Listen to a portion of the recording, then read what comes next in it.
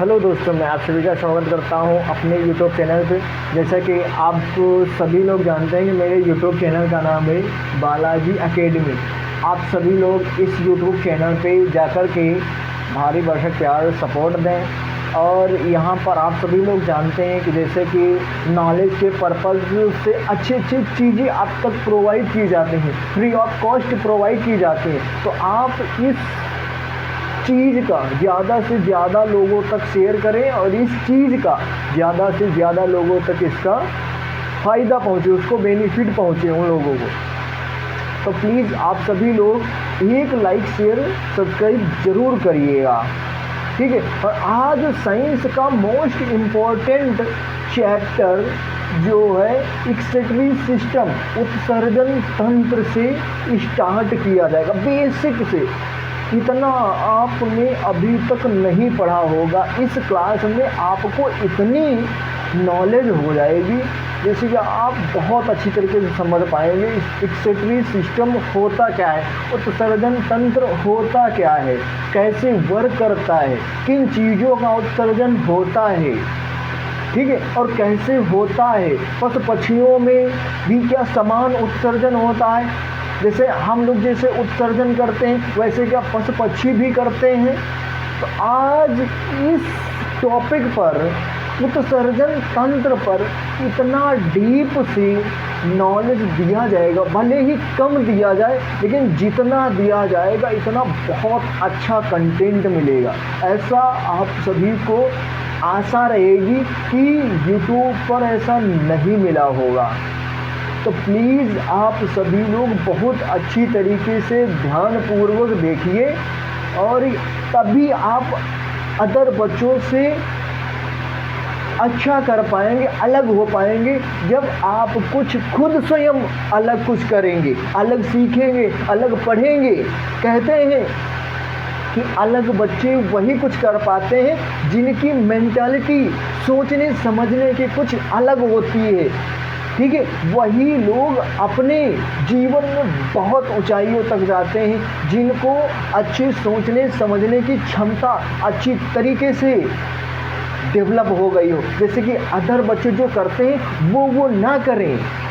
जैसे आप भी जानते हैं कि जो ये विद्युत बल्ब है एडिसन ने बनाया, बना सकते थे, तुरंत बना सकते हैं। ये जीवन है, असफलताओं से घिरा है। ये जीवन में जब तक उतार चढ़ाव नहीं होगा तब तक मनुष्य मनुष्यता नहीं समझेगा। जब तक मनुष्य गिरेगा नहीं तब तक जीवन में मजा उसको जीने का नहीं आएगा। तो असफल होना भी जीवन का एक मेन दायित्व है, लेकिन असफल होना अपने आप को लाचार, कमजोर, बेबस, कमजोर ये मत न समझना। उन कमजोरियों से, उन असफलताओं से सीख कर हमें आगे बढ़ना है। जैसे एडिसन जी ने बल्ब बनाया था, कई बार वो फेल हुए होंगे, कई बार वो असफल हुए होंगे, तब जाकर के ये आज आप देख पा रहे हैं प्रकाश लाइट, जो कि इलेक्ट्रिसिटी से लाइट में कन्वर्ट करता है। विद्युत बल्ब क्या करता है? ये साइंस में क्वेश्चन आते हैं कि बल्ब क्या करता है? विद्युत ऊर्जा को प्रकाश ऊर्जा में कन्वर्ट करता है ना।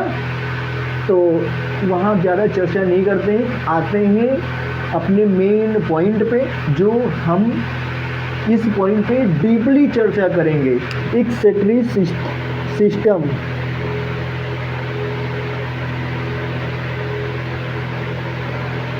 उत्सर्जन तंत्र।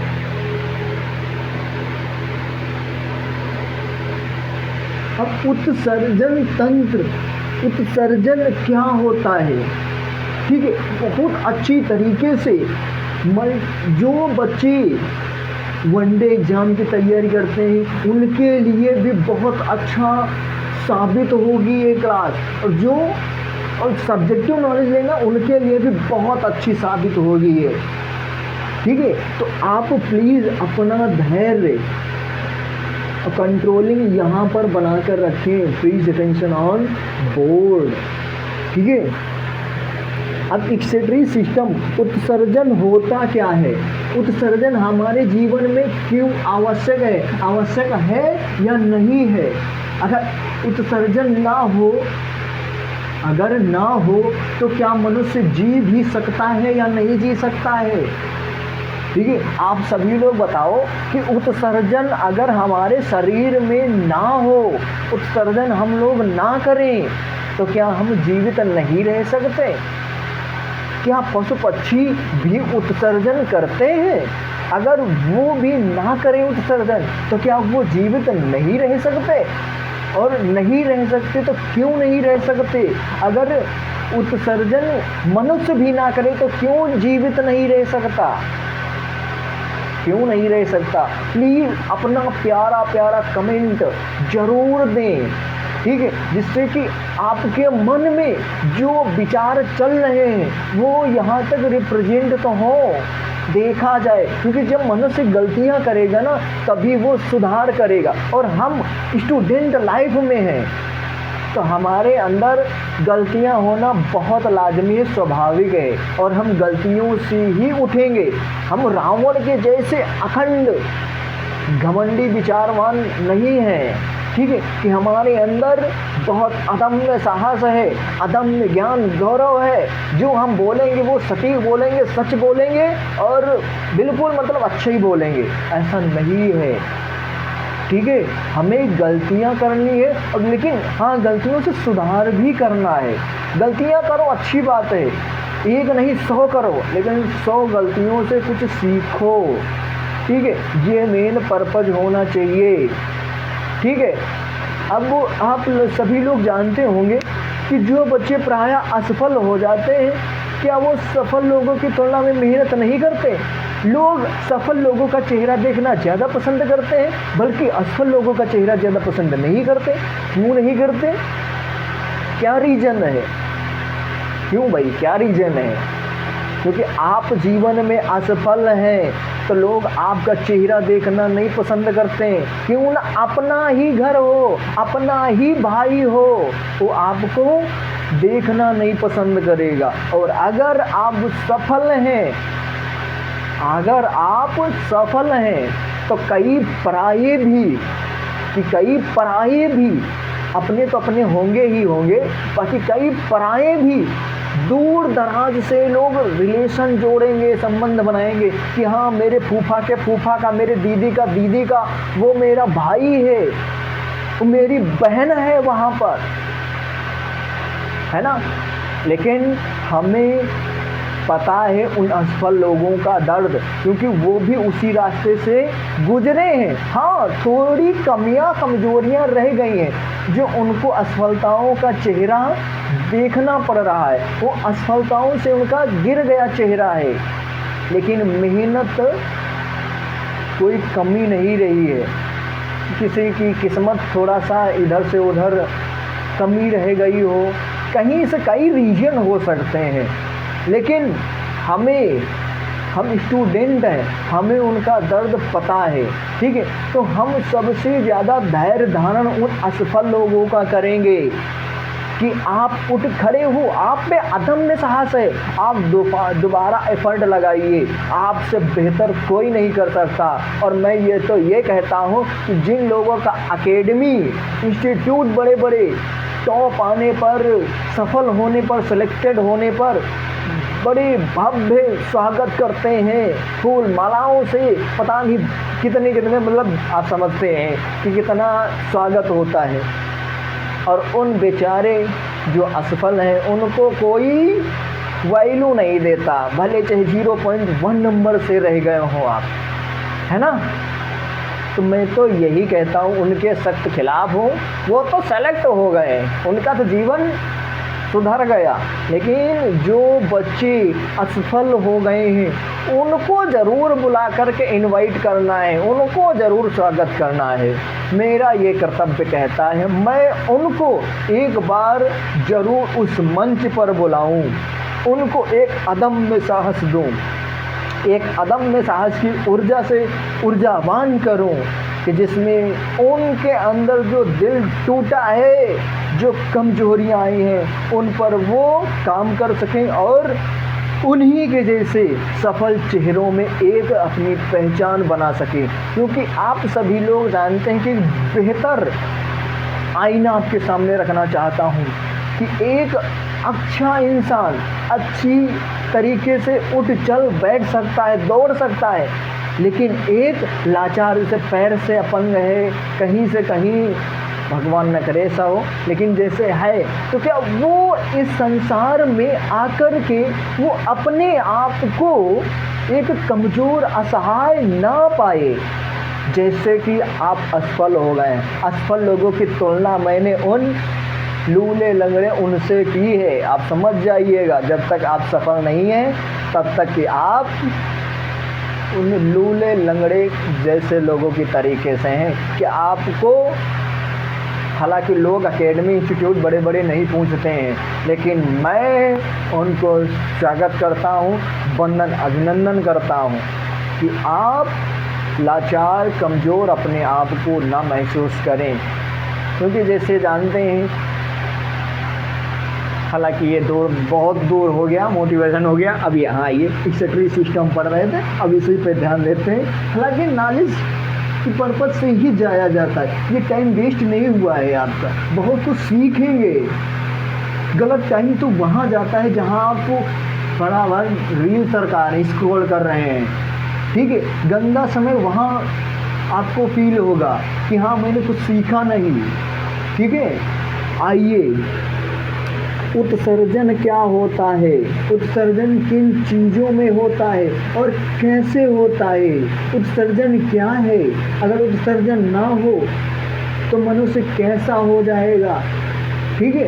इन पर डीप जानकारी, डीप चर्चा करेंगे। उत्सर्जन क्या होता है? उत्सर्जन होता है शरीर से हानिकारक पदार्थों का बाहर निकालना, त्याग करना ही उत्सर्जन कहलाता है। शरीर से हानिकारक पदार्थों का बाहर निकालना उत्सर्जन कहलाता है, ठीक है। अदरवाइज आप ऐसा डायरेक्टली कह सकते हैं कि नाइट्रोजन युक्त हानिकारक पदार्थों का निकालना, शरीर से बाहर निकालना ही उत्सर्जन कहलाता है, ठीक है।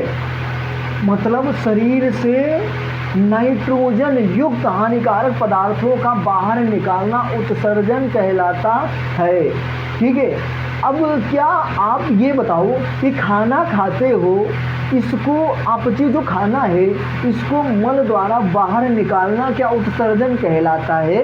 क्या आप कह सकते हैं, एक्सेटरी सिस्टम कह सकते हैं, जैसे खाना खाया, जो अपचा खाना है इसको मल द्वारा बाहर निकाल देना, इसको आप उत्सर्जन कह सकते हैं? तो आंसर, कुछ बच्चे हाँ कह रहे हैं, कुछ बच्चे नहीं कह रहे हैं। तो आइए समझते हैं, नहीं तो क्यों नहीं, हाँ तो कैसे, ठीक है। मैंने अभी बोला कि नाइट्रोजन युक्त हानिकारक पदार्थों का शरीर से बाहर निकालना उत्सर्जन कहलाता है। तो खाना, अपचे खाने को शरीर से बाहर निकालना उत्सर्जन नहीं कहलाता, ठीक, नहीं कहलाता। बात समझ में आई? क्यों? क्योंकि उसमें अपचा खाना है, उसमें कोई हानिकारक ऐसे तत्व नहीं है। अब उत्सर्जन किन चीज़ों के लिए तो प्रयोग होता है, प्रयुक्त किया जाता है। तो नाइट्रोजन किस में होता है? आप जब मूत्र त्याग करते हैं वो होता है उत्सर्जन, और अपचे खाने को शरीर से बाहर निकाल देना वही क्षेपण कहलाता है, ना कि उत्सर्जन, ठीक है। अब बात समझ में आई? और कुछ बच्चे तो यही पढ़े होंगे कि शरीर से अपचे खाने को भी बाहर निकाल देना उत्सर्जन कहलाता है, ठीक है। तो ऐसा नहीं है, ये गलत है, ये आपने गलत पढ़ा था, ठीक है, ठीक है। बात समझ में आई? तो हम डायरेक्टली कह सकते हैं कि मनुष्य जो है मूत्र के लिए, मतलब मूत्र के लिए उत्सर्जन तंत्र का प्रयोग किया जाता है, सिर्फ मूत्र त्याग करने के लिए, ठीक है। मूत्र त्याग करने के लिए ही उत्सर्जन तंत्र का प्रयोग किया जाता है, ठीक है। अब आप सभी लोग बताइए, नाइट्रोजन जो N2 गैस है ये हमारे इन्वायरमेंट में कितने प्रतिशत पाई जाती है? लगभग 78% पाई जाती है, ठीक है। यहाँ से एक और डाउट आपको क्लियर कर दूँ, हालांकि ये क्वेश्चन उत्सर्जन से पूछा गया था, ये एसएससी सीरियल में पूछा गया था कि शरीर से किन पदार्थों का बाहर निकालना उत्सर्जन कहलाता है। तो उसमें ऑप्शन थे नाइट्रोजन युक्त और अदर ईटीसी, 3 ऑप्शन थे। तो अब जो बच्चा मुझसे पढ़ा है, मेरी क्लास देखेगा, वो तुरंत लगा देगा और स्किप करेगा, तुरंत आगे बढ़ेगा। ठीक है, आगे बढ़ेगा सही करके। अगर नहीं पढ़ेगा, नहीं देखेगा, तो वो क्या सही कर पाएगा? नहीं कर पाएगा। ठीक है, तो जो बच्चे आरआरबी जैसे एग्ज़ाम की तैयारी करते हैं, जहाँ एसएससी जैसे एग्ज़ाम की तैयारी की जहाँ भरमार साइंस पूछी जाती है, साइंस आती है, तो उनके लिए बहुत अच्छी क्लास हमने आज से स्टार्ट कर दी है। तो प्लीज़ आएँ और इस चैनल पे ज़्यादा से ज़्यादा प्यार सपोर्ट दें, क्योंकि ये फ्री में आपके लिए बहुत अच्छा कंटेंट, बहुत प्यारा कंटेंट आप तक प्रोवाइड किया जाएगा फ्री ऑफ कॉस्ट। ठीक है, तो लेकिन प्लीज़ आप सपोर्ट ज़रूर करिएगा, शेयर ज़रूर करिएगा। ठीक है, धन्यवाद। बाकी आप ये बताइए कि हम ऑक्सीजन, अच्छा ये बताइए ऑक्सीजन हमारे वायुमंडल में कितने % पाई जाती है? 21%। ठीक है, बाकी 1% में रह गई 0.03 ये कार्बन डाइऑक्साइड, CO2 पाई जाती है, नियॉन, आर्गन, ये सब पाई जाती हैं। ठीक है, तो कहने का मतलब ये है हमारे कि जो हमारा वायुमंडल है यह विभिन्न गैसों का मिश्रण है। ठीक है, जो हमारा वायुमंडल है यह विभिन्न गैसों का मिश्रण है। तो आपसे एक क्वेश्चन है महोदय, सर आप बताएं कि हम श्वास में कौन सी गैस लेते हैं? हम श्वास जब लेते हैं तो कौन सी गैस लेते हैं? बहुत से बच्चे ऑक्सीजन बोल रहे हैं, बहुत से बच्चे, लेकिन आप सभी का गलत है। हाँ, ऑक्सीजन लेते हैं, लेकिन हमने अभी जैसे बोला कि हमारा जो वायुमंडल है यह विभिन्न गैसों का मिश्रण है। तो भैया क्या जब आप सांस लेते हैं तो क्या ऑक्सीजन को ही सिर्फ अंदर लेते हैं, बाकी का बाहर कर देते हैं? बोलो ना। तो जो बच्चे ऑक्सीजन बोल रहे थे उनका गलत हुआ कि नहीं हुआ? और भी ऑप्शन देता हूँ मैं इसके। ठीक है, जब हमारे एनवायरनमेंट में ये गैस अधिकतम है तो ये भी तो गैस जाएगी ना महोदय, और ये भी तो जाएगी। तो आज से आप सभी लोग ये मत कहना कि हम सांस जब लेते हैं तो सिर्फ ऑक्सीजन गैस ही लेते हैं। ठीक है, आप सभी लोग हालांकि समझ पाए होंगे कि ये हमारा जो एनवायरनमेंट है ये विभिन्न गैसों का मिश्रण है। तो हम जब सांस लेते हैं तो विभिन्न गैसों के मिश्रण को लेते हैं, उसमें नाइट्रोजन, ऑक्सीजन, कार्बन डाइऑक्साइड, अन्य बहुत सारी गैसें होती हैं, तो उन सभी को हम लेते हैं। ठीक है, तो आप सभी को ये पता हुआ ना। हालांकि काफ़ी टाइम हो गया है, 20 मिनट की क्लास चली गई, ये मस्ती मजाक करते करते, हालांकि ज़्यादा डीप में अभी नहीं गए, लेकिन कल जो है इस पर और डीप से चर्चा करेंगे। तो प्लीज़ आप सभी लोग हमारे यूट्यूब चैनल पे, फेसबुक पेज पे, इंस्टाग्राम पेज पे, अन्य जितने भी सोशल मीडिया के ये सभी प्लेटफॉर्म हैं, इन सभी पर हमारी क्लासें आप तक पहुंचाई जाएंगी। तो प्लीज़ इस चैनल को लाइक करें, शेयर करें एंड सब्सक्राइब ज़रूर करें, कि जिससे कि आपके बीच में ही हम एक अच्छा सा कंटेंट आप तक पहुंचा पाएँ। ठीक है, और काफ़ी बच्चों को इससे लाभ मिल सके। तो प्लीज़ आप सभी लोग हमारे पेज से जुड़ना ना भूलें और प्यार सपोर्ट देना ना भूलें। आप सभी को इतना कीमती समय देने के लिए आप सभी को बहुत बहुत धन्यवाद।